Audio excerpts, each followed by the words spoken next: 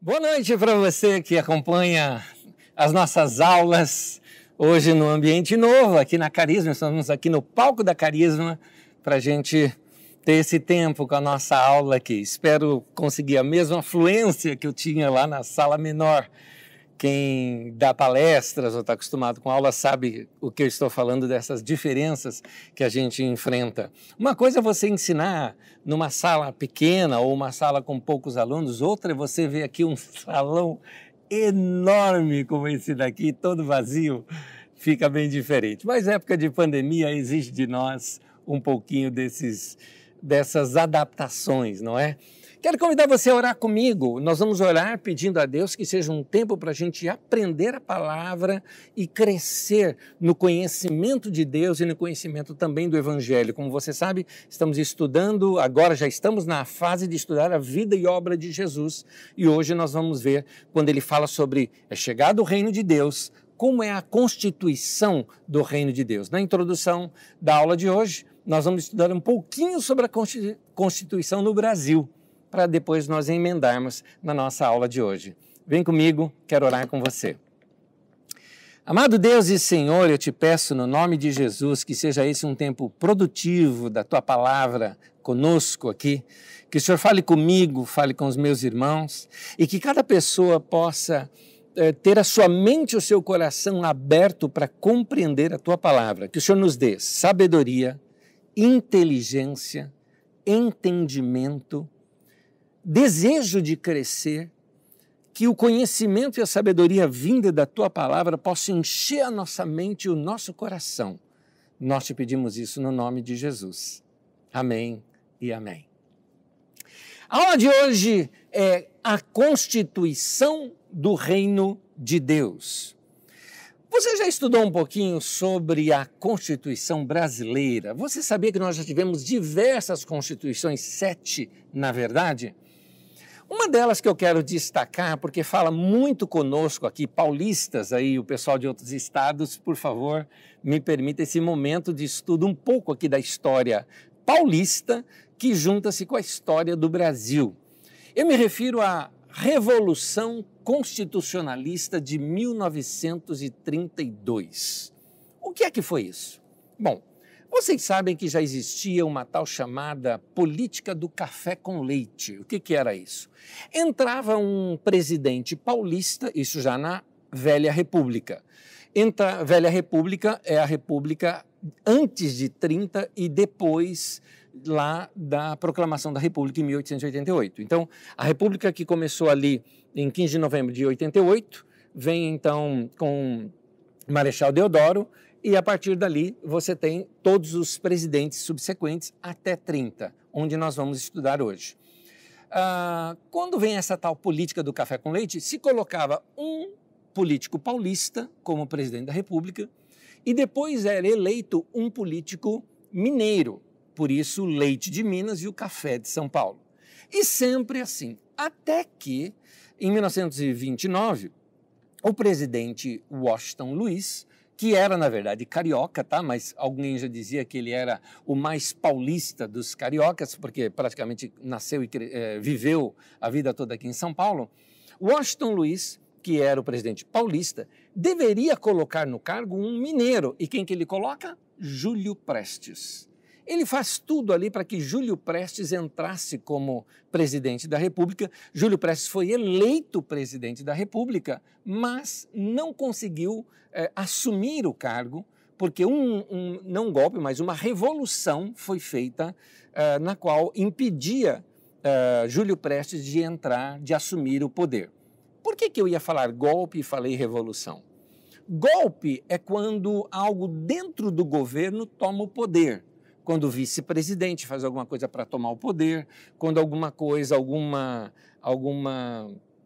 algum acordo entre as Forças Armadas ou deputados ou algo parecido, toma-se o poder, isso é chamado de golpe. Isso é em sociologia que eu estou falando. E revolução é quando vem do povo. Quando o povo toma uma atitude para mudar o governo, por isso que é chamada, por exemplo, Revolução Francesa e não golpe francês. No entanto, você vai ver diversos golpes de Estado. Aqui essa primeira de 30 é chamada de revolução. Tem golpe também porque teve o poder do exército por detrás. Aí já é golpe. Então, a Revolução de 30 você pode chamar tanto de Revolução de 30 como golpe de 30. Mas ela é mais conhecida como Revolução de 30. O que aconteceu então é que em 29 foi eleito então o Júlio Prestes. E aí então Minas Gerais, Paraíba e o Rio Grande do Sul se tornam contra isso. Por exemplo, você já prestou atenção na bandeira da Paraíba? Dá uma olhadinha na bandeira da Paraíba. O que é isso aí? Quando eu era criança, eu gostava muito de ver as bandeiras do Brasil e eu ficava perguntando o que é nego? Né? Por que nego na bandeira da Paraíba? Na verdade, é do verbo negar. Então, você tem a expressão nego. É assim que a gente fala. Eu nego. É isso que está dizendo ali na bandeira. Eles estavam dizendo, eu nego esse apoio a esse governo atual. Eu nego que Júlio Prestes tenha que assumir a presidência da República. Então, juntou-se Rio Grande do Sul, Minas Gerais e Paraíba, e com isso surge um camarada muito baixinho, perninha curta, chamado Getúlio Vargas. Talvez um dos nomes mais importantes na história governamental do nosso país é esse baixinho Getúlio Vargas. Você deveria estudar a vida e obra de Getúlio Vargas. Na verdade, todo o governo de Getúlio Vargas, que é muito confuso, muito complexo, muito diverso e de diversas maneiras você vai ver Getúlio Vargas no poder. O que Getúlio Vargas faz? Quando Getúlio Vargas assume em 1930, com o golpe de 30, ou a Revolução de 30, como quiser, ele revoga a Constituição que tinha de 1891. Nós temos a Constituição que veio logo a primeira Constituição da República. E ele promete uma nova Constituição. Getúlio Vargas estava assim nos braços do povo, o povo todo com ele. Finalmente uma diferença. Ele veio lá do Rio Grande do Sul, passou por São Paulo, foi aclamado aqui em São Paulo e depois foi para o Rio de Janeiro, onde assumiu, tomando posse, como governo provisório. Ele se tornou o chefe do governo provisório. Era um governo que tinha entrado para botar a casa em ordem, acabar essa briga que estava tendo entre os presidenciáveis. E com isso ele iria convocar uma nova Constituição e fazer novas eleições. Pronto, todo o povo queria isso. No entanto, ele o que fez? Começou a colocar governadores biônicos, ou seja, governadores controlados pelo presidente em cada estado do Brasil, inclusive São Paulo. E o camarada coloca um pernambucano como governador de São Paulo. Os paulistas, claro, começaram já a se revoltar contra isso, esse domínio que havia deles, sem contar que os paulistas, eles apoiavam Júlio Prestes. E eles acreditavam que Júlio Prestes, sendo eleito, como ele foi eleito, deveria ter continuado no governo. Eles começaram a acusar o governo nacional de uma ditadura, porque, afinal de contas, era um governo provisório, mas eles não convocaram a eleição em 30, não convocaram a eleição em 31. Quando deu o ano de 32, aqui em São Paulo começou a já ter algumas revoltas. Porque São Paulo estava sendo tratado como se fosse um estado conquistado, porque a população de São Paulo tinha apoiado Júlio Prestes, então ele colocou um governo de fora em São Paulo e tudo que São Paulo requeria era dito não. Então, outros que eram aliados contra Júlio Prestes, eles acusavam os paulistas de quererem mandar sozinhos no país e tudo mais, e acusando São Paulo de separatistas que queriam se separar do Brasil. Mas aí os paulistas começam a crescer. Imagens que a gente vê da Revolução que começou a acontecer em 32, você vê Praça da Sé cheia, Patriarca cheio, aquele centro de São Paulo com diversas manifestações, isso desde o mês de janeiro. Até que, no dia 23 de maio de 1932, esse número 23 de maio, você conhece uma avenida em São Paulo com esse nome, um protesto terminou em morte. E aí, tudo que uma revolução precisa como estopim são mártires. Eram 4 esses mártires. Como que aconteceu tudo isso? Um grupo de manifestantes passava pela rua Barão de Itapetininga, ali em São Paulo, em direção ali da Praça da República, e então tinha ali a sede do Partido Político Paulista, uma coisa assim, parece que é o PPP, esse partido que apoiava o governo de Getúlio Vargas, fizeram protestos em frente à sede desse partido para que esse recado chegasse até Getúlio Vargas. Então, o povo do partido começou a entrar em bate-boca e provocação, o pessoal invadiu a sede do partido. Acontece que esse partido era um partido militarizado. E esse partido militarizado, cujo líder do partido é bem conhecido de nós de Osasco, principalmente quem é da comunidade Carisma, porque para você vir para a comunidade Carisma, você desce na estação Miguel Couto, né? Então, Miguel Costa, falei errado, né? Na estação, a gente fala quilômetro 21, eu prefiro continuar chamando-a de quilômetro 21, porque esse tal general Miguel Costa é o responsável pelo partido e pelos militares que ali estavam de disparar tiros e mataram 4 pessoas que você deve se lembrar que estudou em escola MMDC, não é mínimo múltiplo comum, por favor. MMDC são as iniciais de Martins, Miragaia, Drauzio e Camargo. Algum tempo depois, aliás, se não me engano foi em 1994 que isso aconteceu, acrescentaram a letra a este nome, ou seja, MMDC-A, porque enquanto o Martins Miragaia e o Drauzio Camargo morreram ali na hora, um deles foi parar no hospital e morreu, se não me engano, 10 dias depois só, que era o Alvarenga. É por isso que ali perto da USP você tem a rua MMDC e tem a rua principal ali atrás da USP, USP é a Universidade de São Paulo, você tem ali a rua Alvarenga, que se refere a este 5º participante dessa revolta. Os paulistas então convocaram uma revolução para tirar esse governo provisório de Vargas e convocar uma nova Constituição. Isso ficou marcado para a data de 9 de julho. Vamos ver aqui algumas fotos, eu tenho aqui algumas fotos dessa Revolução de São Paulo. Aqui começam as propagandas, olha como que eram as propagandas, vai colocando uma após outra para mim, por gentileza, Guilherme. Aí são as propagandas que eram abaixo a ditadura, convocando você ter responsabilidade nisso, paulista às armas, e depois também as demais revoltas que tinham. Deixa eu mostrar uma coisa para você. Tem uma foto agora aqui de professores da USP e do Mackenzie de São Paulo que foram para a guerra também. Alguns formandos, alguns professores e tudo mais. Esse era um bloco só desses intelectuais de São Paulo, vamos dizer assim, que se preparavam para a guerra. Para você ter uma ideia como que a população participou disso, tem uma próxima foto que mostra, por exemplo, uma das manifestações em São Paulo, ali na Praça da Sé. Até mulher pegou nas armas também, como você vê aí, uma professora, a professora Maria Sassábia, que foi uma das professoras também que participaram desta guerra. Pois bem, essa revolução se tornou em guerra. Os paulistas se levantaram contra o Brasil, seria assim, os paulistas contra o Brasil, porque era o governo brasileiro contra essa insurgência de São Paulo. O que os paulistas queriam era que não houvesse ditadura no Brasil, já estava havendo a ditadura Vargas. O pessoal que apoiava a Vargas dizia, de coisa nenhuma, isso é coisa de paulista, não tem ditadura aqui, mas a história vem provar que os paulistas estavam certos nesse sentido.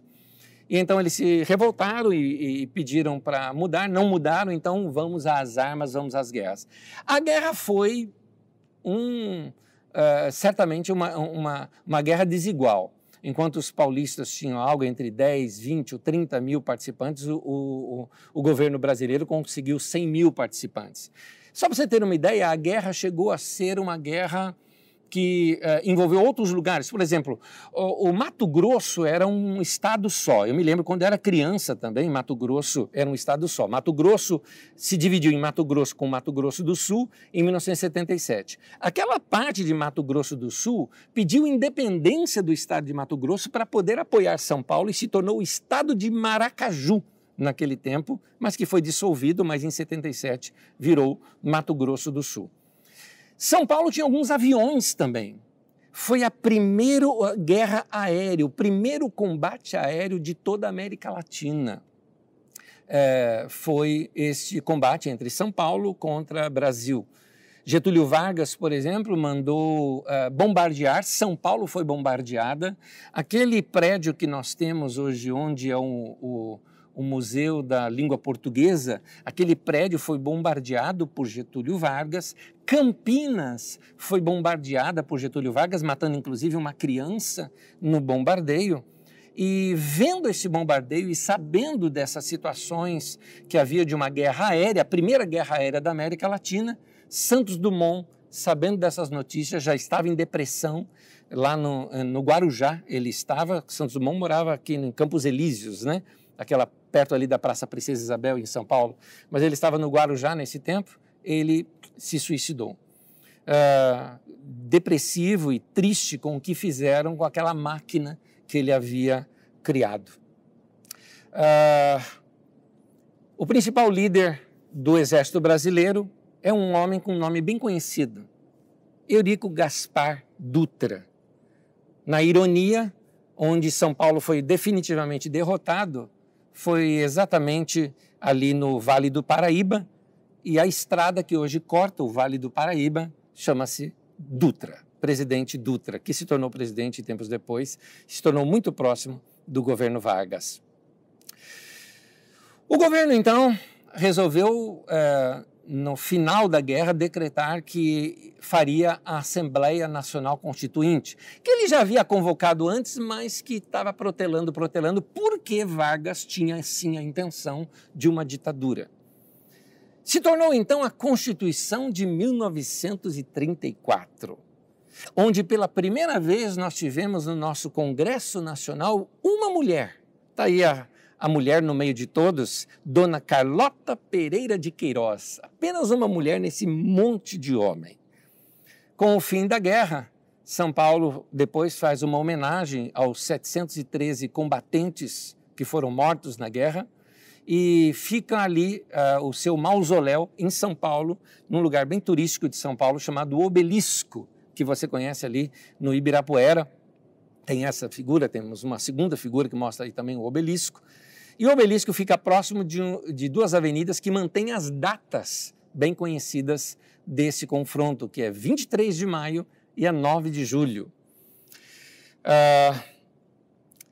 Você já percebeu que em vários lugares existe a Avenida Getúlio Vargas? Aqui em Osasco nós temos a Avenida Getúlio Vargas. Pois é, São Paulo não tem nenhuma avenida com o nome de Getúlio Vargas, porque afinal de contas foi o homem que mandou bombardear São Paulo.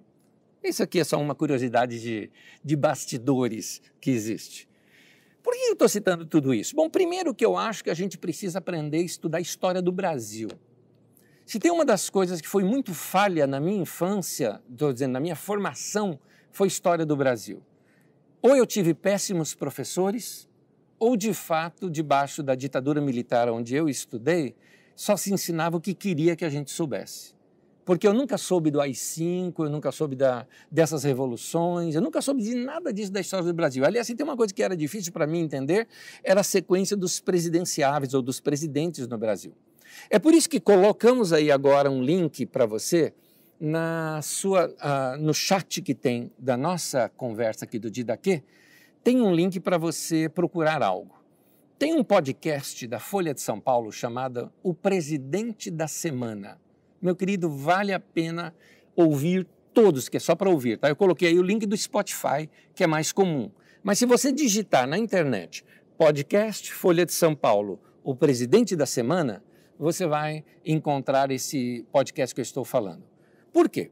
Porque eu acho que nós, assim como eu sempre falei que os profetas no Antigo Testamento, eles olhavam para o passado para que eles pudessem ter referência para o presente, eles faziam uma leitura da história do passado para localizar o momento do presente. Eu costumo dizer algo, e eu já disse isso para vários amigos meus, espero que eles tenham se interessado em estudar isso também, que seria importante para nós brasileiros do nosso tempo estudarmos a chamada Era Vargas. Porque a Era Vargas ela é cheia de contradições e você vai entender muito bem o Brasil atual e, mais do que isso, o brasileiro votando. Você vai entender o brasileiro, porque o brasileiro ele gosta de líderes populistas. Quais são os dois últimos líderes brasileiros que foram bem votados? Nós temos o Lula e nós temos o Bolsonaro. Dois líderes populistas. E olha, um de esquerda e outro de extrema direita. Nós temos aqui os dois. Então não importa se é de esquerda ou direita, o Brasil gosta de populismo. E por falar em populismo, estamos falando de Getúlio Vargas. Eu não tenho tempo aqui para discorrer sobre o governo Vargas, porque não faz parte da minha aula de hoje. Mas só um resuminho para você, olha só.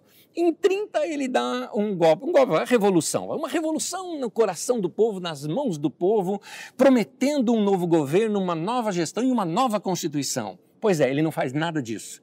Precisou os paulistas se revoltarem para ele então falar, não, então agora nós vamos fazer. Ele faz uma Constituinte, qual? De 34. Quanto tempo durou a Constituição de 34? 3 anos. Porque em 37 o governo Vargas, o que ele faz? Aí ele dá um golpe de fato. Ele era a lei, ele cria algo chamado Estado Novo, dissolve completamente o Congresso e ele passa a governar como ele quer, como ditador. Ele era fã de Mussolini e de Hitler e ficava paquerando entre os dois. Mas quando os Estados Unidos pressionou, opa, agora nós estamos do lado dos Estados Unidos. Então o Brasil entra na guerra. Exatamente nesse período onde o mundo inteiro, não era só aqui no Brasil, o mundo inteiro estava admirando ditadores. Hitler na Alemanha, Mussolini lá na Itália, você tem um grande líder também no Japão, outros países do mundo também com líderes fortes. Mesmo quando você olha a Inglaterra, que tinha rei e tudo mais, mas o grande líder, você vê ali Churchill e alguns outros, né, que já tinham sido líderes populistas. Então, esse lado populista seria interessante nós estudarmos para entender os dias de hoje. Como se não bastasse, só mais uma resumida aqui para você, como se não bastasse, finalmente a ditadura termina. Eles fazem uma eleição e entra quem? Dutra como presidente. E depois faz uma outra eleição e quem é eleito nos braços do povo? Getúlio Vargas, de novo ele, agora como presidente da República, com uma Constituição, com um Congresso e tudo mais.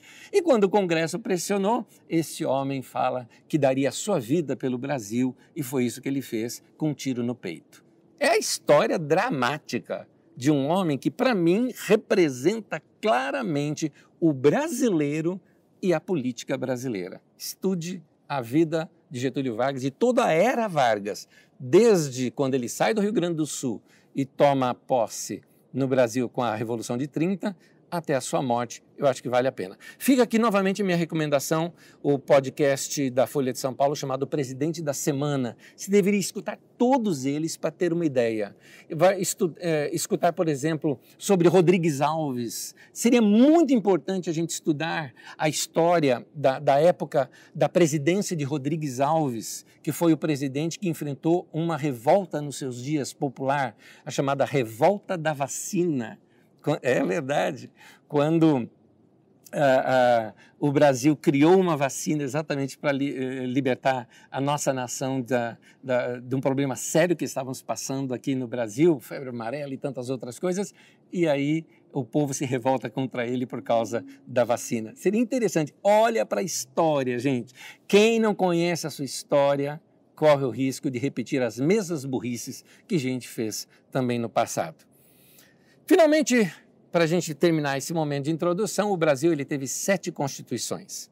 As 7 foram a de 1824, feita por Dom Pedro I, depois a Constituição de 1891, que é a primeira Constituição da República, depois a de 1934, que é essa que eu citei hoje, aquela que foi forçada pelos paulistas, que só durou 3 anos, porque em 1937 entra o Estado Novo, que foi a ditadura de Getúlio Vargas. Nós tivemos 2 ditaduras no Brasil, essa é uma ditadura civil. Nós tivemos a ditadura militar e essa aqui era a ditadura civil, a ditadura do Estado Novo. Em 46, no fim da ditadura de Vargas, tem uma nova Constituição. Em 67, pela ditadura militar, nós temos uma outra Constituição. E, finalmente, em 1988, chegamos em Dr. Ulisses Guimarães, você deve se lembrar disso, com a Constituição Cidadã, que é a nossa Constituição atual. Tá aí. Eu falei tudo isso para mostrar o seguinte, você percebeu que todo governo tem uma Constituição. O que é a Constituição? A Constituição significa o seguinte, olha, nós estamos fazendo leis e todo mundo tem que ser submisso a essa lei. Todo mundo que está no governo está para cumprir essa lei. No nosso país, que nós temos 3 poderes, o Congresso está ali para gerenciar essas leis. O presidente da República está ali para colocar, para executar, por isso que ele é poder executivo, para executar aquelas leis. E o judiciário está ali exatamente para ser um guardião dessas leis. É assim que era para ser, não é? Era assim que era para ser. Então, mas é assim que é uma Constituição. Pode notar que países mais bem estabelecidos, como Estados Unidos da América, por exemplo, a Constituição é o que há de mais importante naquele país, é a suprema autoridade daquele país. Pois bem, nós estamos falando do reino de Deus. O reino de Deus começa sendo pregado ali por João Batista e depois por Jesus. E nessa pregação, Jesus começa a pregar sobre um reino. Ora, já havia um reino instaurado que era o reino de Roma. Ora, se Jesus, que era um império, na verdade, né, de Roma, e Jesus vem falando de um novo reino, o que era esse reino? Quais eram as leis desse reino?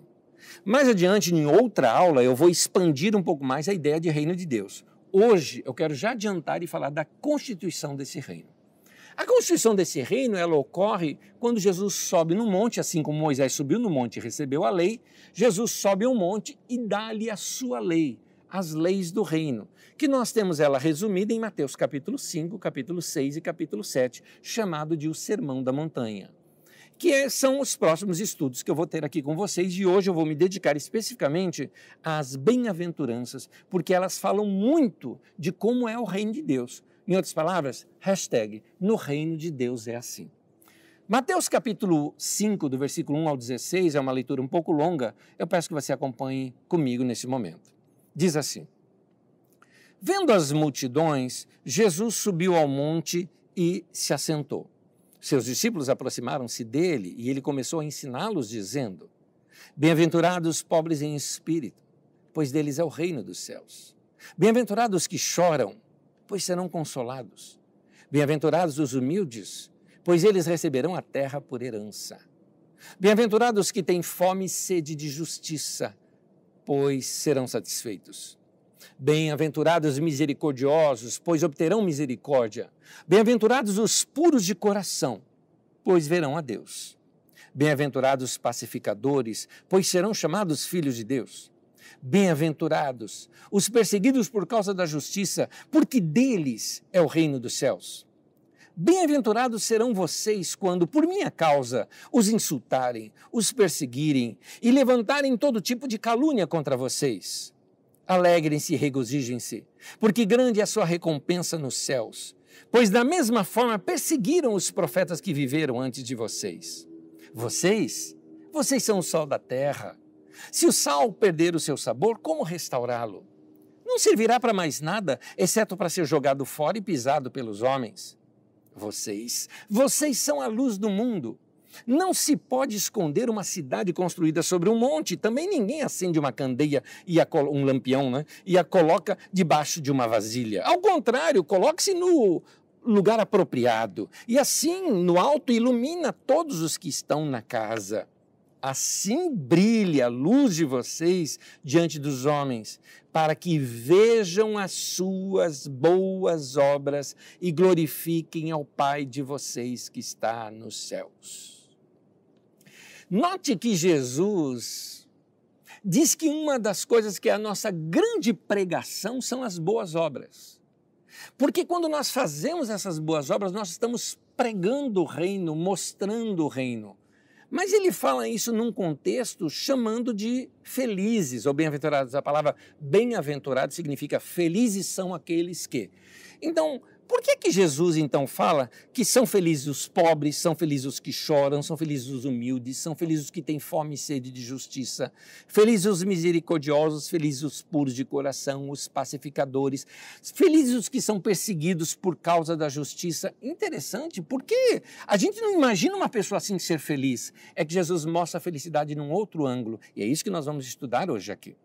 Jesus começa o seu ministério falando de um reino. Interessante, você vai ver isso comigo numa outra aula. A primeira pregação de João Batista, reino de Deus. Primeira pregação de Jesus, reino de Deus.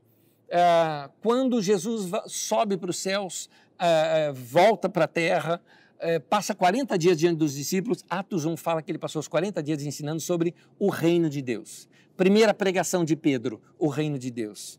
Paulo, quando termina o livro de Atos, termina pregando o reino de Deus. É interessante a gente ver isso, porque o reino de Deus ocupa uma posição central na mensagem do Novo Testamento e nós precisamos entendê-lo melhor, principalmente nesses dias que nós estamos vivendo, em que a igreja está tão desnorteada, indo por qualquer vento de doutrina, como diz em Efésios capítulo 4, onde vai falar que nós somos como meninos, como crianças, sendo atraídos por qualquer luzinha que brilha, por qualquer vento de doutrina, qualquer coisinha que acontece. E aqui nós estamos deixando a linha mestra, que é essa pregação do reino de Deus, esta vida de igreja que representa o reino de Deus. Mateus capítulo 4, versículo 17 diz assim: daí em diante começou Jesus a pregar, e Jesus pregava o seguinte: arrependam-se, pois o reino dos céus está próximo. Arrependam-se significa, na palavra grega, a palavra metanoia, que significa muda de mente, muda de direção, muda a direção da sua vida. Estava indo para lá, muda, você está indo agora para lá. Então, é uma mudança de direção, é uma mudança de pensamento, é uma mudança de atitude de coração. Quando nós estudarmos melhor sobre o reino de Deus, eu vou expandir um pouco mais isso. Mas Jesus estava dizendo, mude de mentalidade, mude o seu estilo de vida, porque agora o estilo de vida do reino é diferente. Você vai ver no Sermão da Montanha tudo isso. Você vai ver, por exemplo, como é que era o estilo de vida, então, do judeu. Ama o próximo e odeia o inimigo. Pois é, no reino de Deus a lei aqui é diferente, meu amigo. A lei aqui é assim, ame o próximo e ame também o inimigo. O inimigo tiver fome, você vai dar de comer. O inimigo tiver sede, você vai dar de beber, disse Paulo, citando Provérbios, disse Paulo lá em Romanos. Jesus fala, por exemplo, batendo uma face, vira outra. O soldado lá inimigo pediu para você caminhar 1 milha com ele, carregando a fardo dele. Você anda 2, surpreenda as pessoas. Você nota que é um reino diferente, é uma maneira diferente de ser. As pessoas matavam um ao outro, Jesus manda perdoar. É interessante como o Sermão da Montanha vai retrabalhando até coisas como jejum, oração, a ansiedade no coração das pessoas. Jesus está dando ali a constituinte do reino de Deus. Então, as pessoas, quando elas andavam com Jesus, o que Jesus falava para elas? Por exemplo, a gente sabe que André e João passaram uma tarde ali com Jesus e quando André chega para Pedro, diz assim, encontramos o Messias. Meu Deus do céu, o que é que Jesus ensinava que fascinava tanto? O ensino de Jesus, ele era fascinante, ele era desafiador, ele era revolucionário. Era assim o ensino de Jesus. Fazia queimar no peito, fazia arder, fazia dar vontade de sair fazendo alguma coisa. É isso que a mensagem do reino de Deus tem que começar a provocar na nossa vida também. Em Mateus 7, versículo 29, o povo dizia o seguinte, ele ensina como quem tem autoridade. O que eles estavam querendo dizer? Ele ensina diferente. Essa frase acontece no final do Sermão da Montanha. No final daquele sermão, o povo estava dizendo, ele ensina diferente, impacta a vida da gente. Queridos, tem que ser assim nos dias de hoje. Eu e você hoje somos os discípulos de Jesus que precisamos ter esse fogo do reino de Deus queimando dentro de nós, revolucionando o nosso modo de viver, de modo que quando a gente fala para as pessoas o reino de Deus, isso venha fascinar a vida das pessoas. E Jesus dá algumas dicas. Façam boas obras. As boas obras fazem isso. As pessoas vão ver as boas obras e vão glorificar a Deus. Eles vão entender, isso aí eu quero participar, eu quero fazer parte disso aí também. Isso aí me faz lembrar uma vez que eu estava vindo de Uber para cá, para Carisma, e quando eu parei aqui, o cara me falou, escuta, eu já vim trazer gente aqui, o que é Carisma? Não é? E eu falei, é uma igreja. Ele falou, mas você veio falando de obra social, porque eu vim falando de obra social com ele o tempo todo, e parei em frente ao centro social, inclusive. E ele estava fascinado pelo centro social. Mas ele falou, peraí, a Carisma é igreja? É católica ou evangélica? Eu falei, igreja evangélica. Eu vi que ele ficou meio assim com a igreja evangélica. Eu falei, você já viu alguma coisa de igreja evangélica na televisão? Ele falou, já. Eu falei, então, não tem nada a ver. Não tem nada a ver, porque não é aquilo lá. Aqui a gente ensina as pessoas a viver dessa maneira e dessa maneira. Ele foi contando para ele sobre amar a Deus, amar o próximo, e que amar a Deus, amar o próximo resultava, por exemplo, naquela obra que ele veio me ouvindo falar o tempo todo, que era o centro social. terminou aquele momento, ele até falou para mim, você tem tempo para falar um pouquinho mais disso comigo? Olha que coisa, eu fiquei mais uns 5 ou 10 minutos conversando com ele aqui na frente. Antes de eu sair do carro, ele falou o seguinte, domingo eu estou aí com a minha esposa. E foi dito e feito, eu estava na porta aqui da Carisma, quando eu vi aquele cara chegando com a esposa, e hoje frequento nossa comunidade, nem sei se ele está aqui assistindo de daqui. Hoje, se tiver, depois você dá um alôzinho para mim, tá bom? Então, Mateus era um discípulo de Jesus que se tornou depois um escritor, não é? E ele escreve depois, juntamente, claro, com todo aquele movimento da igreja que aconteceu lá na Síria, é onde o Evangelho de Mateus, lá no ano 80, 85, é escrito. E Mateus, no seu escrito, ele vem construindo a ideia de que Jesus ele era o novo Moisés. Na verdade, ele termina mostrando que Jesus era superior a Moisés. Ele retratava inicialmente Jesus como sendo um novo Moisés e maior do que Moisés. E depois, olha as comparações. Moisés recebeu a lei no monte, Jesus dá a sua lei no monte. Ele relata o ensinamento de Jesus em 5 discursos para se assemelhar ao Pentateuco, que era chamado de Moisés. Quando falava Moisés e os profetas, era Moisés, que era a Torá, os 5 primeiros livros, Gênesis, Êxodo, Levítico, Número e Deuteronômio. Isso era referido como os livros de Moisés. Não é que Moisés escreveu os livros, mas eram os livros que falavam de Moisés. A narrativa do nascimento de Jesus também são semelhantes às narrativas do nascimento de Moisés, as crianças que são mortas. Lembra na época de Moisés? Na época de Jesus tem a mesma coisa. Na sua apostila eu coloquei até mesmo os textos em que isso aparece em Êxodo comparado com os textos de Mateus. Na transfiguração, o rosto de Jesus brilha como brilhou o rosto de Moisés quando ele desceu do Sinai. E finalmente Jesus é declarado como superior a Moisés, lá em Mateus capítulo 17, versículo 5. Agora, eu não acredito que isso tudo foi arranjado por Mateus, que Mateus inventou essas histórias, de maneira alguma. Eu acredito que Jesus fez o que fez mesmo, Deus fez dessa maneira, mas foi a mente brilhante de Mateus que observou isso. Foi a ótica de Mateus. Cada vez que Jesus se movendo, Mateus estava fazendo a leitura, conhecendo bem a lei, ele dizia, esse é igual a Moisés. E aí depois ele percebe, esse é superior a Moisés. Então, o Sermão da Montanha se torna constituinte do reino de Deus. Vem lá os 10 mandamentos, vem agora o Sermão da Montanha, mostrando sobre a lei de Deus. Nesse Sermão da Montanha, eu começo estudando hoje com vocês apenas as bem-aventuranças. Vamos uma a uma. Primeiro, bem-aventurados pobres, que está em Mateus capítulo 5, versículo 3, onde diz assim, bem-aventurados pobres em espírito, pois deles é o reino dos céus.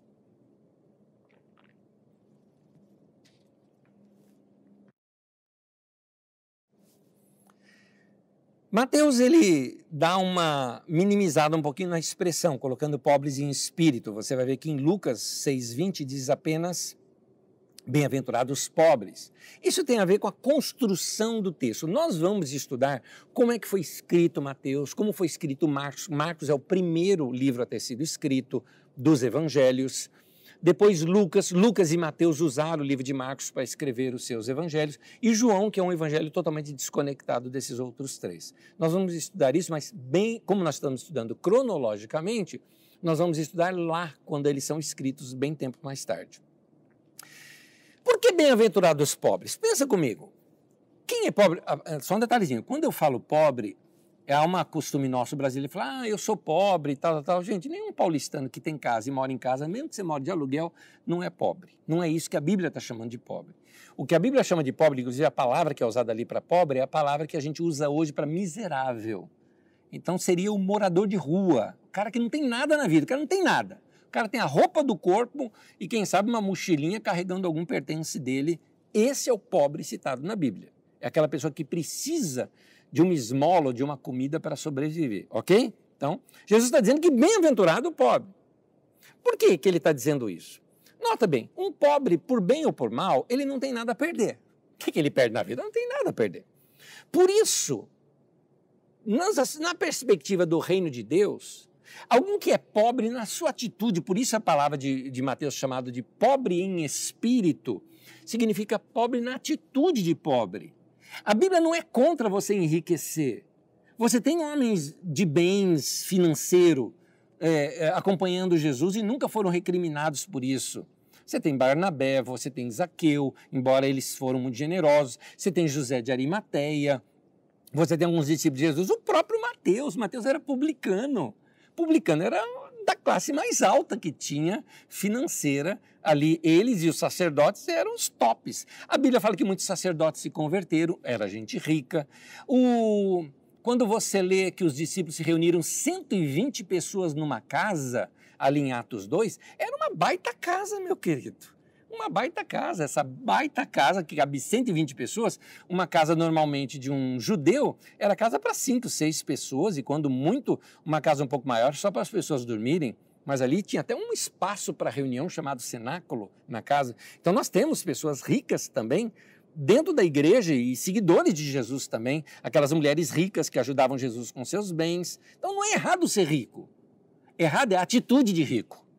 A atitude de fresco, a atitude de superior, a atitude de se sentir maior do que os outros, de narizinho empinado. Essa atitude é condenada nas Escrituras. Uma atitude de superioridade por causa de posição social. Por isso Jesus diz que bem-aventurados os pobres em espírito, gente que na sua atitude se comporta como pobre. O pobre não tem nada a perder. Por isso, quando ele não tem nada a perder, ele pode agir com mais ousadia. Quando o cristão está muito enraizado no seu mundo, no seu status quo, não é? Na sua posição social, não é errado você ter posição social. O problema é quando você está enraizado lá, vai te custar muito qualquer mudança que o reino de Deus lhe exige. Foi o teste que Jesus fez com aquele jovem rico, falando, vai, vende tudo que tem, dá aos pobres e me segue. O homem saiu triste, falou, isso não é para mim. Jesus não fala isso com outras pessoas, era um teste com aquele homem. Quem é pobre não está preso por causa de acordo, por isso ele pode agir com mais ousadia. É como um candidato, por exemplo, novo na política. Ele bota a boca no trombone, ele denuncia os corruptos e o povo vibra com isso. Agora, depois que ele vai e entra na política, e nós temos aquela situação endêmica de corrupção na política, aqueles corruptos que ele antes condenava, hoje são amigos dele. E como é amigo, ele já não fala mais, não denuncia mais, existe um certo corporativismo, um toma lá da cá, e aí então você vai ver que essa pessoa acaba mudando. É isso que Jesus está dizendo. Jesus está condenando essa atitude de pessoas que são vendidas por causa do dinheiro, por causa de suas posições sociais. Todo discípulo de Jesus tem que ter um compromisso específico com o reino de Deus.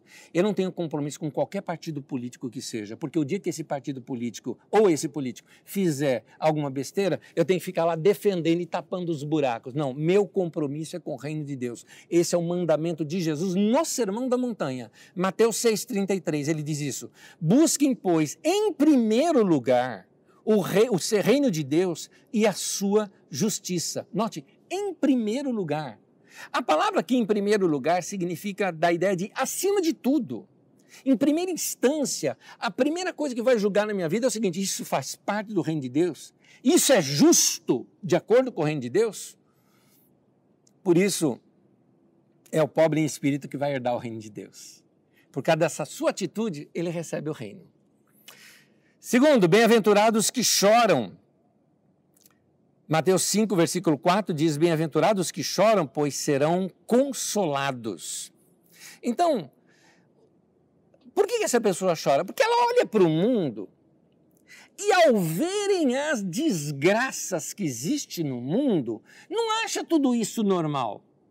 Meu irmão, checa teu coração quando você vê uma desgraça e não se compadece. Não é para ficar normal.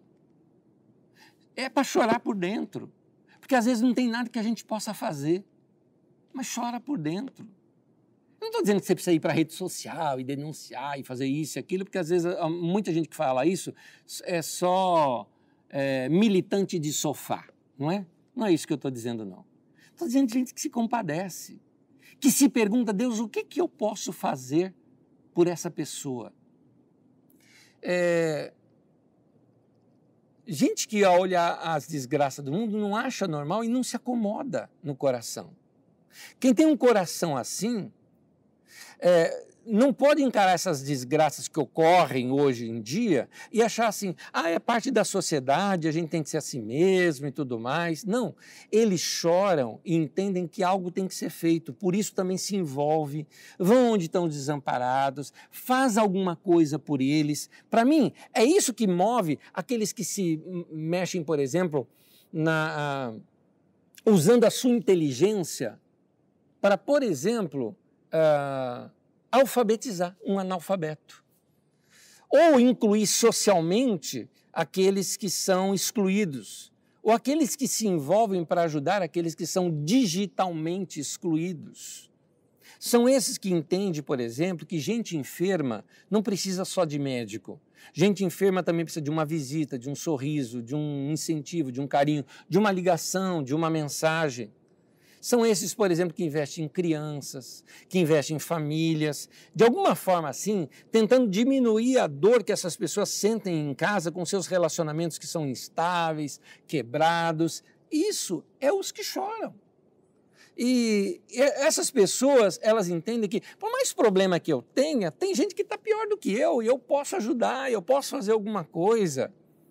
Então eles choram por falta de recurso. Que pena que eu não tenho dinheiro, que eu queria fazer tanta coisa. Que pena. Que pena que o recurso não chega e a pessoa está ali passando fome. Ele chora por sentir o que os outros sentem. E aí Jesus disse, esses são felizes. Porque investir a sua vida para realizar a vida dos outros é melhor do que investir a sua vida para realizar só você mesmo. A Bíblia diz, eles serão consolados. Porque que consolo teria alguém que chora por essas causas? Eles vão ser consolados porque eles vão ver Deus agindo. Eles vão ver Deus vindo em direção daqueles que estão necessitados. Eles vão ficar alegres porque cada recurso que chega, cada ato de justiça que é atendido, vibra com tudo aquilo. Coisa linda. Recentemente a Carisma arrecadou algo e nós enviamos lá para o sertão do Nordeste brasileiro. Dessa vez, ao invés de fazer as sacolinhas aqui, nós enviamos recursos para irmãos que tem lá, que são confiáveis. E eles compraram por lá, e nas cidades grandes, e levaram até o sertão. Gente, cada cena linda.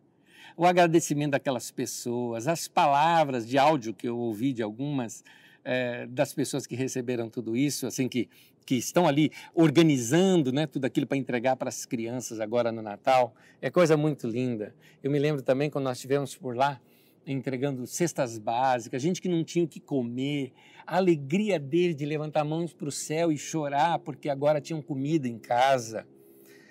A Bíblia diz que aqueles que choram vão ser consolados, consolado com a consolação que ele vê nos outros.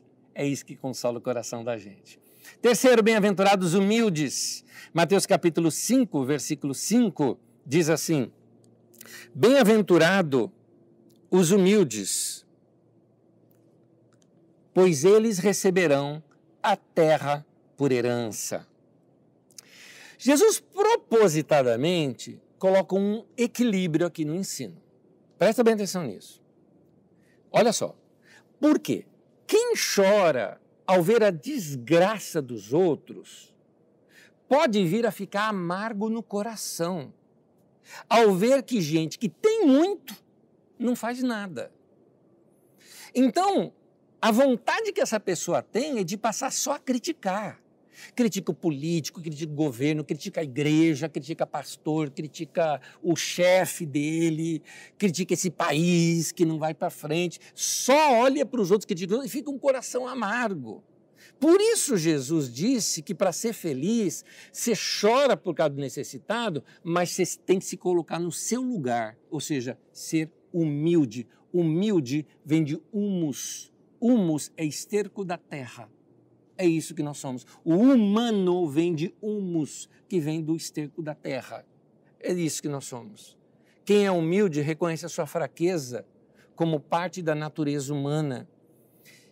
Quem é humilde sabe uma coisa, que se você estivesse no poder, com o poder nas mãos, é muito provável, meu querido, que tanto você quanto eu se corromperia da mesma maneira que aqueles que estão lá se corromperam, se nós confiássemos somente na nossa própria força, na nossa própria habilidade, na nossa própria inteligência, naquela base de eu vou lá, eu vou resolver. Quem faz isso vai cair, vai se vender também. Uma hora chegam no preço dele. Por isso, humilde é aquele que de fato depende de Deus. Nós temos que ser humilde e reconhecer que sem a graça de Deus, sem a graça nós somos uma desgraça, um desgraçado. Sem a graça de Deus. Porque nós somos o que somos somente por causa da graça de Deus. Paulo fala isso lá em 1 Coríntios 15, versículo 10. Ele fala, pela graça de Deus eu sou o que sou. Humildade é o oposto da arrogância. Por isso, é importante a gente saber uma coisa. O profeta, ele tem que ser firme, mas nunca arrogante. E é uma linha muito tênue entre essas duas posturas. Firmeza, convicção, tá certo. Arrogância e superioridade, não. Então, quem é humilde tem que depender de Deus. É alguém que sabe que o ser humano não consegue ser coisa alguma sem a bondade de Deus. É interessante até mesmo que o próprio Paulo fala que o amor é derramado nos nossos corações pelo Espírito Santo. Paulo chega ao ponto de dizer o seguinte, mesmo esse amor que a gente tem não veio de nós, veio de Deus, porque em mim não tem nada de bom. Veio por causa de Deus na minha vida. Então os humildes de espírito entenderam que a humanidade ela se perdeu. E ela só pode ser recuperada em Deus. Quando nós olhamos para Jesus e ao olhar para Jesus a gente vê o que Deus é e vê também como o ser humano deveria ser, e aí então a gente nota que o ser humano deixou de ser humano e está destruindo a si próprio, inclusive destruindo a própria natureza e o seu próprio lar, que é a terra.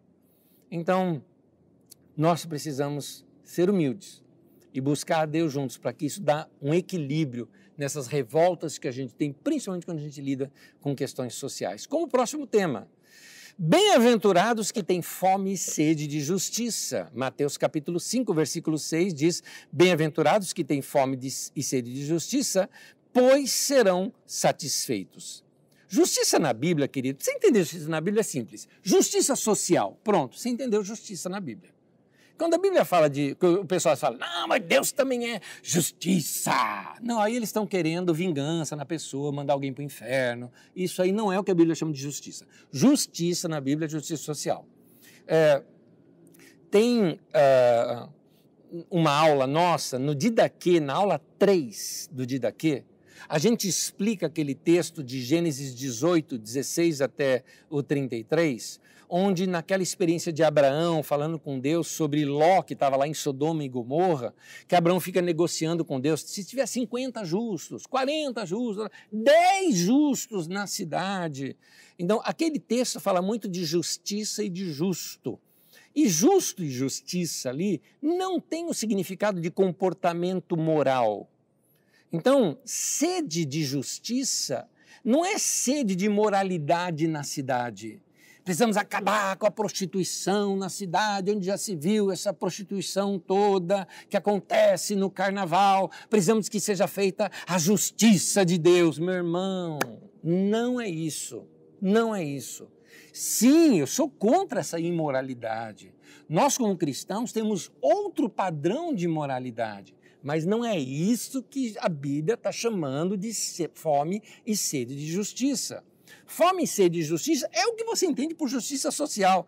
Ah, Nésio, lá vem você com essas conversas todas, né, de justiça social e tudo mais. Querido, eu não estou inventando essas coisas, são os profetas da Bíblia que citam isso. Meu irmão, ou você segue a Bíblia, ou você segue essas ideologias que tem hoje em dia. Esses dias me perguntaram, então, você é um pastor progressista? Querido, eu não sou nem de esquerda nem de direita, eu sou do céu. Eu nasci no céu e volto para o céu. Eu sou uma árvore com a igreja, que eu sou parte da igreja. A igreja é uma árvore que tem a raiz no céu e a gente cresce para a terra. Eu não tenho nada a ver com esquerda e direita no Brasil e essa brigaiada toda que tem. Agora, não me impeça de falar de justiça social, porque isso é princípio do reino de Deus e todos os profetas falaram isso. Aliás, se você segue a Bíblia Sagrada, leia isso comigo em Jeremias, capítulo 22, versículo 3. Diz assim, assim diz o Senhor. Eu vou repetir. Assim diz o Senhor, ou como diz o original, oráculo de Yahvé. É isso. Administrem a justiça e o direito. 2 pontos, ele vai explicar o que é justiça e direito. Livrem o explorado das mãos do opressor. Não oprimam nem maltratem o estrangeiro, o órfão ou a viúva, nem derramem sangue inocente. Está aí. Isso é justiça. Então, nós temos que ter fome e sede dessa justiça, desse equilíbrio social. O seguidor de Jesus é interessante, ele é manso, mas ele denuncia a injustiça. Ele é ativo. Ele procura ser voz daquele que não tem voz. Agora, a fome e sede de justiça não pode ser fome e sede de vingança. Não pode ser isso. É sem amargura, contendo, segurando o sentimento de revolta, porque às vezes brota na gente sentimento de revolta. Claro que brota. Gente morrendo por falta de recursos nos hospitais, e a gente vem saber que alguns políticos desviaram esses recursos para aumentar os seus cofres. Isso revolta a gente. Criança que não tinha merenda escolar na escola, porque o dinheiro da merenda escolar foi roubado por políticos que desviaram aquele dinheiro. Isso revolta. Mas a gente tem que conter esse sentimento de revolta. E não fazer isso com amargura. É com um coração de paz. E procurarmos executar a justiça e cuidar daqueles que ninguém cuida. Por isso, nota, fome e sede de justiça, mas depois também tem que ser misericordioso. Por quê? Porque você vai encontrar os culpados da injustiça. E o que a gente vai fazer com o culpado da injustiça? Vamos cortar a mão, cortar o pescoço, arrancar a orelha? Não. Bem-aventurados misericordiosos. Mateus capítulo 5, versículo 7. Bem-aventurados misericordiosos, pois obterão misericórdia. Note, não são vingadores. Deus, ele quer dar um basta na violência, gente. Isso é muito bem explicado e ampliado numa mensagem que eu recomendo você ouvi-la agora durante a semana, ou assisti-la, porque ela tem no nosso YouTube. Caim e Abel, cidades violentas, vingança e a falta de perdão. Essa mensagem foi ministrada no domingo 24 de setembro de 2017. O link da mensagem aparece no chat, aí que você que está acompanhando nossa aula online. Mas se você vai procurar no YouTube, você pode entrar no canal da Carisma. Dentro do canal da Carisma, você vai lá em playlist, tem uma playlist só sobre Gênesis. São 7 ministrações, se eu não me engano, sobre Gênesis. Adão e Eva, tudo mais, tem o dilúvio, tem a Torre de Babel. Tem lá Caim e Abel, cidades violentas, vingança e a falta de perdão. Esse assunto é bem ampliado ali, não tem necessidade de eu colocá-lo aqui na aula de hoje. Mas no projeto de Deus, a violência tem que acabar. É por isso que lá eu explico por quê. Que Deus coloca um sinal em Caim, uma marca em Caim, para ninguém matar Caim.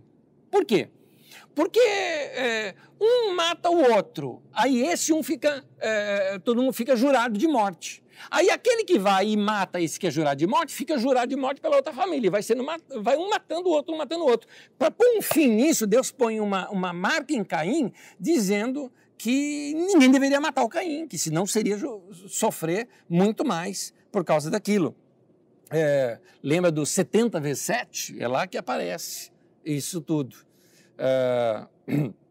Então, essa é a base daquilo que as pessoas que lutam hoje pelos direitos humanos fazem. É por isso que algumas pessoas acusam as pessoas que lutam pelos direitos humanos de defender bandido. Minha pergunta para você, o que seria mais cristão fazer com um bandido? Matar o bandido? Você acha que a frase bandido bom é bandido morto é uma frase que um cristão deveria proferir? Eu não sou contra a cadeia, sou a favor de cadeia. Melhor ainda, de trabalhos de recuperação e reeducação para essas pessoas. Os presídios no Brasil são terríveis, mas matar, vingar essa pessoa, no coração do cristianismo está a crucificação de Jesus. E ao lado de Jesus nós temos um ladrão que se arrepende.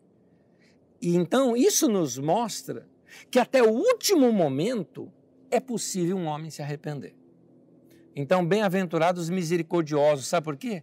Porque ele separa o pecado do pecador. Ele denuncia a corrupção, ele denuncia o sujeito, mas ele ama o sujeito que é denunciado. Ele sabe ser um adversário dos atos errados, mas amar o inimigo, amar exatamente aquela pessoa a quem ele está acusando. Viu Jesus? Jesus conseguiu ver no ladrão Mateus, porque todo publicano era um ladrão, Jesus conseguiu ver no ladrão Mateus, não um bandido, mas um escritor, que no futuro iria escrever as suas palavras. Foi isso que Jesus também faz com Zaqueu. Para você ter uma ideia, é isso que a Bíblia ensina. Se denuncia, mas você ama a pessoa que é alvo da denúncia. Bem-aventurados puros de coração, Mateus 5, versículo 8. Bem-aventurados puros de coração, pois verão a Deus. Puro de coração mostra alguém que tem aquela ingenuidade santa e saudável. Eles são como ovelhas no meio de lobos. Gente que quer continuar puro, não quer aprender o macete das coisas. É interessante isso. Qualquer profissão, qualquer lugar, até no pastorado, existe o macete das coisas. Eu me lembro uma vez, quando nós estávamos numa reunião de pastores, organizando uma reunião maior, com um público grande. E eu fazia parte ali da turma que estava organizando. E aí, organizando, quem dá abertura, quem tudo mais, tal. A hora que chegou na hora da oferta, falaram isso ali, falando aí, não põe o Anésio para tirar a oferta, não, que ele não sabe tirar a oferta. A minha resposta era óbvia, porque ali o pessoal usava a seguinte expressão, falou, olha, o povo é igual vaca leiteira, quanto mais você tira o leite, mais eles dão. Então, a ideia lá era forçar o povo a dar oferta. E aí, quando ele emendou dizendo, olha, porque aí eu fui contra a gente fazer dessa maneira, falei, gente, tem que ser de uma maneira elegante, tem que ser de uma maneira discreta, a igreja está mal vista por aí por causa que só fala de dinheiro. Eu sei que a gente precisa de recursos, mas não precisa ser dessa maneira, tal. E aí alguém falou, olha, então não coloca o Anésio para tirar oferta, porque ele não sabe tirar oferta. E aí vem a minha resposta, não adianta, sangue de baiano a gente faz desse jeito, né? Então vem minha resposta, olha, não sei, não quero saber e o resto você já sabe. Não, eu não tenho raiva daqueles irmãos, simplesmente eu penso diferente. Porque eu não quero aprender esse macete. Tem um macete de como fazer as coisas. Eu já vi uma pessoa ensinando o macete de fazer as pessoas caírem debaixo do poder de Deus. Quem é crente já, que passou por meios pentecostais e neopentecostais, sabe do que eu estou falando, que aparece muito. Na televisão tem um monte disso também, que bota a mão lá, o cara cai, bota a mão, o cara cai, bota a mão. E tem um jeitinho, tem uma maneira certa de você tocar, de você fazer, de você criar todo o ambiente para que aquilo aconteça, que até hoje ninguém me explicou por que a pessoa tem que cair, por que só tem que cair. É só caindo que o povo levanta e fala glória a Deus, tal, mas para que tem que acontecer aquilo? Onde é que você viu os discípulos de Jesus fazendo isso? Eu nunca vi Jesus fazendo isso, mas fazer o quê? Então, tem os macetes, tem o macete da tua empresa, o macete da venda, que você leva por trás sem que a pessoa saiba, onde você representa uma empresa, faz uma negociação e recebe um rebote, não é? Esses macetes, o limpo de coração, o puro de coração, fala, não quero saber disso, não sei o que é isso, não. É ovelha no meio de lobo, prefere desconhecer os caminhos do pecado. Por isso é puro. E porque é puro, ele crê na utopia. A utopia, lembra que utopia não é algo negativo, utopia é um sonho, utopia é um desejo. Utopos vem de não lugar, ou seja, é uma realidade que ainda não é realidade hoje, por isso é uma esperança. Utopia é esperança. Eu tenho a esperança do leão comer junto com o cordeiro, sem se atacarem ali. Essas são as esperanças do reino de Deus, as utopias. E só quem é puro de coração consegue acreditar nisso. Uma pessoa chegou para mim esses dias e falou, Anésio, como é que você, que pensa bastante, consegue acreditar no céu? Eu falei, porque o céu não é ciência, é fé. E fé é simples assim. Eu creio, acabou. Eu creio. Ponto. Eu acredito. É isso. Então eu não acho difícil acreditar. Não acho difícil. Então, ele olha para a sujeira, quem é puro de coração, olha para a sujeira do ser humano, mas acredita no poder do Evangelho, que pode transformar e recuperar a humanidade naquele humano que já virou animal. Evangelho, meu querido, não é uma religião. Evangelho é uma pessoa. Evangelho é Jesus.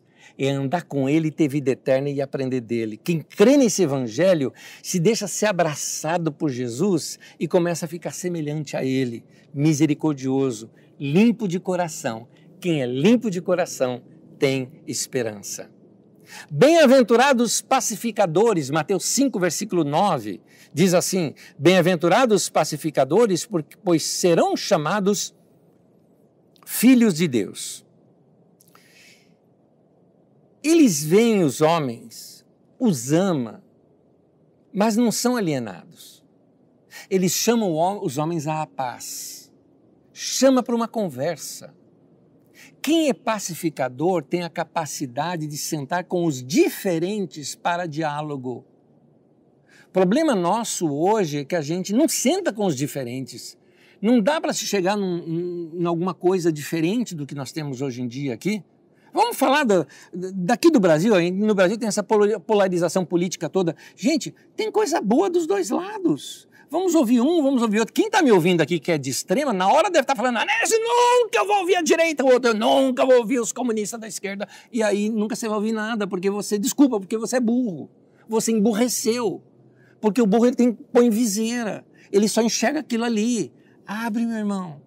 O reino de Deus é maior do que isso. O reino de Deus é maior que a nossa política. O reino de Deus é maior do que a democracia. O reino de Deus é maior do que tudo isso que nós estamos vendo. Tem coisa maravilhosa no reino de Deus. Vamos chamar as pessoas à conversa. Vamos ter esperança de que isso pode mudar. Vamos ter esperança que a gente consegue convencê-los de que existe um outro caminho melhor do que esse. Por isso essa pessoa é pacificadora. Vamos evitar briga. Para de briga. Não precisa brigar. Temos que zelar, queridos, pelo que a gente tem. A única casa que nós temos hoje é a terra. Vamos cuidar dela até que Jesus volte. Vamos cuidar disso daqui. O que a gente precisa fazer? Não pode parar a economia por causa da ecologia. O ecologista fala: tem que parar tudo por causa da ecologia. Gente, não dá para conversar. Não dá para rever novos processos, novas maneiras de ser. Vamos chegar no Pacífico. Afinal de contas, estamos todos no mesmo barco, esse barco chamado terra. Quem é pacificador luta pela justiça, porque justiça é fruto da paz. Quando a gente se inclina um perante o outro e reconhece o direito dos outros também. Nós não impomos a justiça pela guerra, como pensam alguns governantes nos nossos dias, que acham que a justiça tem que ir lá e metralhar tudo no Oriente Médio, jogar bomba, e aqui nós vamos implantar a democracia. Isso não é justiça, meu querido, isso não é justiça. A justiça tem que ser feita de outra maneira. Bem-aventurados perseguidos por causa da justiça. Note, o texto não diz: bem-aventurados são quando vocês são perseguidos pela justiça. Perseguido pela justiça é porque você fez coisa errada, porque você roubou dinheiro, porque você escondeu dinheiro na Bíblia.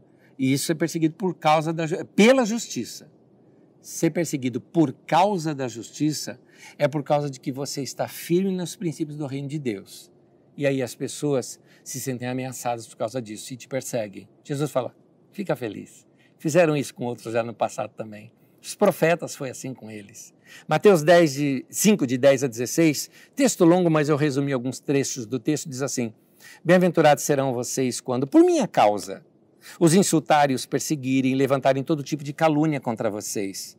Alegre-se e regozijem-se, porque grande é a sua recompensa nos céus, pois da mesma forma perseguiram os profetas que viveram antes de vocês.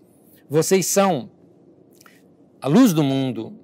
Assim brilhe a luz de vocês diante dos homens, para que vejam as suas boas obras e glorifiquem o Pai de vocês que está nos céus.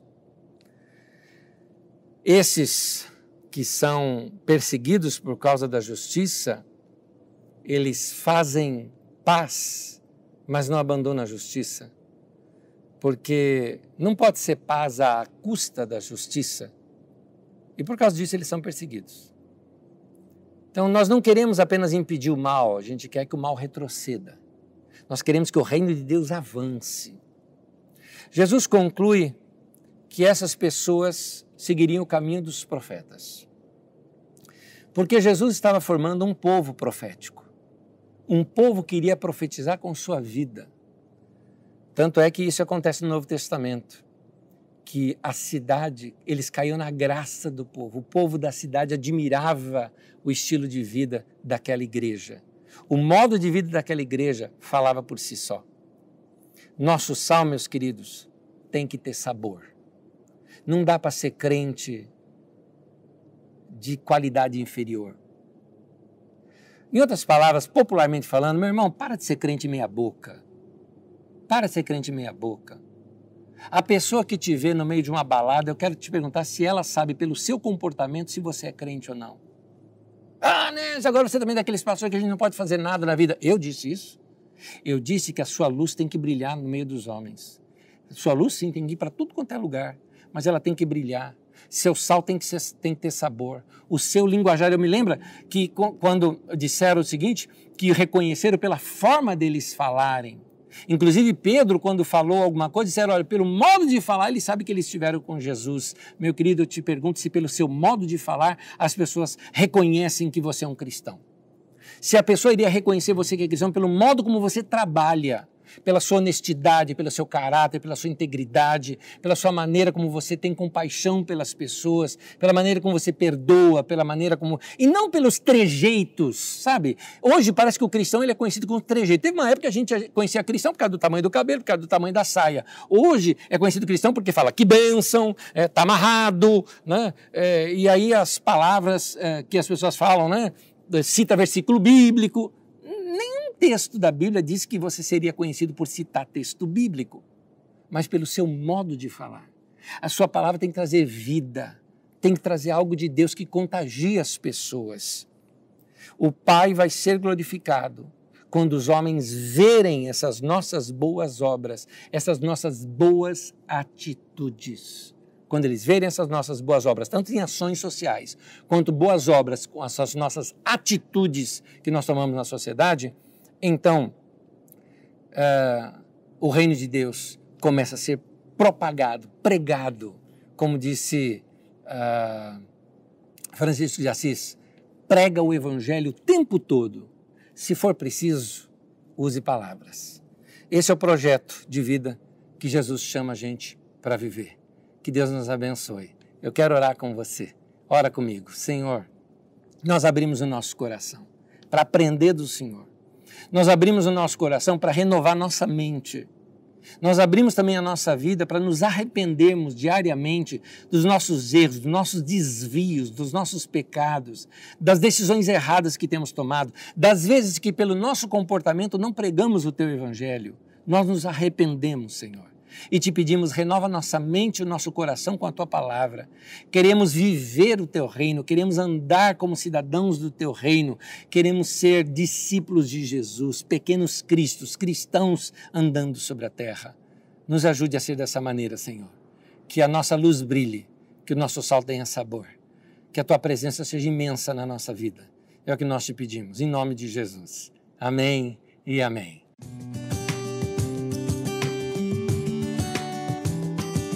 Vamos às perguntas aqui. Uma pergunta que me veio foi assim: Anésio, devemos amar a todos, sem exclusão, mas atentar para o estrangeiro, a viúva e o necessitado. Perfeitíssimo até aqui. Eu vou dizer porque eu percebi uma tendência na sua pergunta, que ele me permita retrucá-la, tá? Um latrocida matou um pai de família e deixou uma viúva e filhos necessitados. Quem deve ser priorizado no primeiro momento? O latrocida? E aqui é onde discordo de você. Como os direitos humanos sempre fazem, ou a viúva e os filhos necessitados? Meu querido, nós desenvolvemos uma obra social. Eu luto por direitos humanos. Eu luto por direitos humanos. A Carisma, nós lutamos por direitos humanos. Por isso que nós desenvolvemos o nosso centro social. Nós não priorizamos o latrocida. Isso aqui é discussão política. Eu não quero trazer a discussão política para cá. É gente que, assim, parece que quem é de direito humano é de esquerda. Mas quem disse isso? Eu não sou de esquerda, não sou de direito, não sou nada e lido por direitos humanos. Direito humano é direito humano. E se eu sou cristão, eu tenho que lutar pelo direito humano. Agora, é óbvio que uma viúva, um órfão necessitado, tem que ter prioridade nisso tudo. E o latrocínio? O latrocínio tem que ser preso, não morto. É isso que eu estou defendendo. Eu estou defendendo o direito à vida. Não estou defendendo vagabundo. Não estou defendendo ladrão. Não estou defendendo gente que mata alguém, assassino. Estou defendendo assassino. O assassino tem que ser condenado e pagar pelas coisas que fez. Mas eu estou lutando pelos direitos humanos, ou seja, o direito à vida que essa pessoa tem. Essa pessoa precisa ser restaurada, ela precisa ser reeducada para poder ser reintegrada na sociedade. Se duvida isso? Pois bem, eu faço isso desde minha tenridade. Quando eu era adolescente ainda e eu tinha uma carta de autorização para isso, eu entrava para evangelizar nos presídios e eu vou te falar o seguinte, eu passei 4 anos da minha vida, todo domingo, evangelizando no presídio de São Paulo, que nem existe mais, chamado Carandiru. Para você saber, inclusive, pavilhão 6, pavilhão 4 e pavilhão 9. O famoso pavilhão 9 daquela atrocidade que aconteceu lá no Carandiru. Pois bem, eu ia lá pregar o evangelho. Espero que as pessoas que defendem essas coisas também façam isso. Eu ia lá pregar o evangelho para eles. E tem um detalhe, recentemente eu estava numa reunião de pastores, vou até dar nome, na Igreja Batista da Lapa, primeira Igreja Batista da Lapa, recentemente não, isso já faz alguns anos, me perdoe porque o pastor Davi Clava ainda estava vivo, que foi meu pastor lá também. E lá naquela reunião de pastores eu encontrei um irmão querido, que se converteu lá no presídio. Foi lá que ele se converteu, lá que ele mudou de vida, foi restaurado a sua família, se integrou à igreja, se formou no seminário e hoje é pastor, pregando o evangelho. Eu acredito no poder restaurador do evangelho de Jesus. Continuando. Anésio, de alguma forma Jesus estava vindo contra o legalismo da religião judaica, pois condenava o povo por não viver a religião imposta por eles. É isso? Exatamente. Jesus está fazendo uma reforma na religião judaica. Tem uma outra pergunta aqui que emenda nessa, me permita emendar aqui, quer ver? Muito bem feita também aqui. O reino de Deus que Jesus prega se assemelha, em certa maneira, ao modo como o povo de Deus é ensinado a viver após a saída do Egito? Vou pôr mais uma pergunta aqui. Jesus apresentou uma nova Constituição ou uma reforma da Constituição dos profetas? Olha só, o que Jesus está trazendo de volta é o seguinte, gente, quando nós saímos do Egito, a gente tinha que viver dessa maneira, e é dessa maneira que a gente tinha que continuar. Ele não veio revogar a lei, ele não veio fazer uma reforma na lei, ele veio fazer uma reforma na religião da época. A religião da época estava desviada. Eles tinham a lei nas mãos, mas não tinham a lei no coração. É isso que Jesus falou. Vocês erram não conhecendo as Escrituras nem o poder de Deus, porque vocês examinam as Escrituras julgando ter nelas a vida eterna, mas não querem vir a mim para obterem vida, porque são elas que testificam de mim. Em outras palavras, vocês não estão enxergando na lei que a lei aponta esse caminho que sou eu, que é o caminho do amor, de amar a Deus, de amar o próximo. Vocês não estão enxergando isso. Então, essa religião está condenada por si só, por causa disso. Então, Jesus condena aquela atitude dos fariseus, mas ele ressalta muitos profetas. Por exemplo, o que Jesus falou e o que Jeremias falou é a mesma coisa, não é? Então, Jesus ressalta, na verdade, o que os profetas fizeram e chama o povo de volta àquela vida que seria aquela vida da Confederação das 12 Tribos, como nós chamamos aqui. Quem aqui é aluno daqui antigo, né, lá das primeiras aulas, se lembra que nós ensinamos isso. Compara aquela Confederação das 12 Tribos, aquela maneira como o povo vivia, e Atos capítulo 2 em diante, de 2 a 6 mais ou menos, quando mostra como a igreja de Jerusalém estava vivendo. É uma cópia da outra. É muito interessante, é uma atualização da outra. Tem uma frase aqui muito querida de um irmão que mandou assim pra gente, uma frase de Mahatma Gandhi, que ele diz assim: se perdessem todos os livros da terra e permanecesse somente o Sermão da Montanha, nada seria perdido. Quem já estudou a vida de Gandhi sabe que o seu livro preferido era o trecho, né? O Sermão da Montanha, era o preferido dele. Ele entendia isso. Uma pessoa inclusive me pergunta, podemos dizer que o Sermão da Montanha é um resumo da Bíblia? Eu não diria um resumo da Bíblia em si, mas ela é a constituinte do reino de Deus, é isso que eu estou chamando, constituinte do reino de Deus. Mas é óbvio, praticou aquilo, você praticou tudo, porque ali vai te ensinar principalmente os 2 grandes mandamentos, amar a Deus e amar o próximo. Então é isso. As demais perguntas que chegaram depois, por isso você tem que mandar a pergunta logo, não deu tempo de eu ver. Então aqui eu vou ver se eu vou responder algumas delas ou não, me dá um minutinho, para eu não aqui responder no calor e não ter tempo de pesquisa.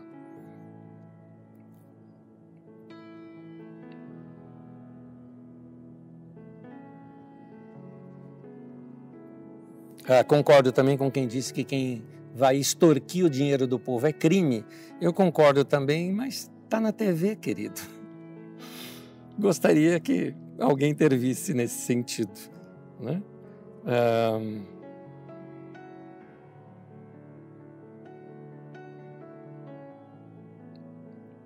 Um bom complemento aqui do irmão que me fez a pergunta anterior, ele completa aqui. Sei que familiares e muitas igrejas e outras instituições acabam de alguma forma ajudando a viúva e o necessitado, mas não temos visto o Estado amparar esta viúva e os necessitados. Exatamente, querido, é verdade mesmo.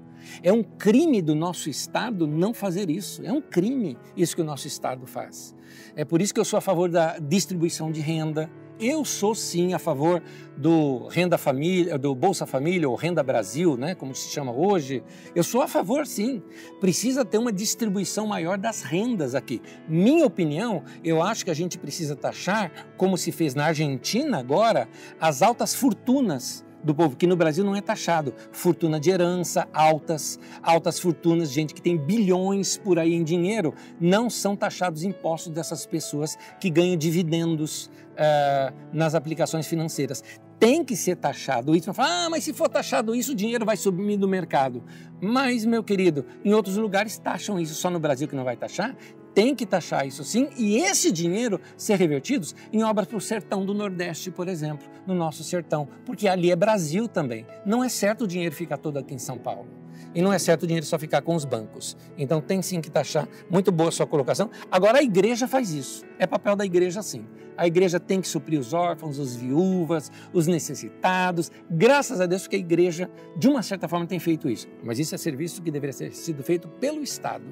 Mas que bom que a igreja pelo menos faz. Deixa eu ver se tem mais alguma coisa aqui.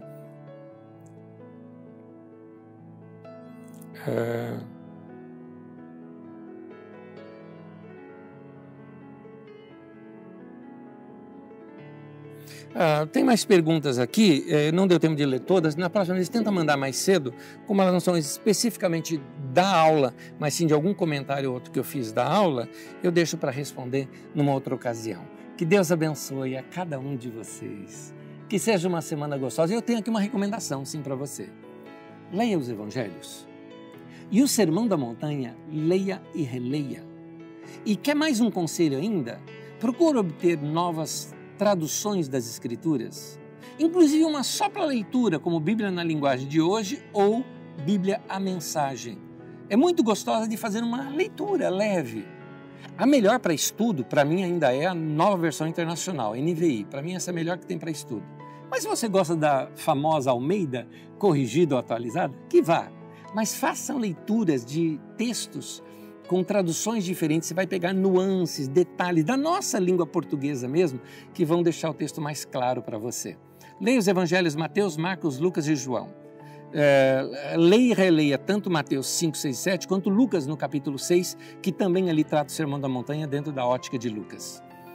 Vai ser bom você ficar bem mais familiarizado com o Evangelho, com os Evangelhos, porque aí nós vamos conhecer ainda mais o nosso Mestre. A aula que vem tem mais sobre Jesus. Que Deus te abençoe, querido. Leia e estude bastante. Leia também e estude sobre a história do Brasil. Vale a pena você conhecer a história do lugar onde você mesmo vive. Seria importante. Ficaram aí as minhas recomendações de hoje. Deus abençoe. Graça, paz e bênção a todos vocês. Até a próxima aula e até domingo, 10 horas, com a Ceia do Senhor. Deus abençoe.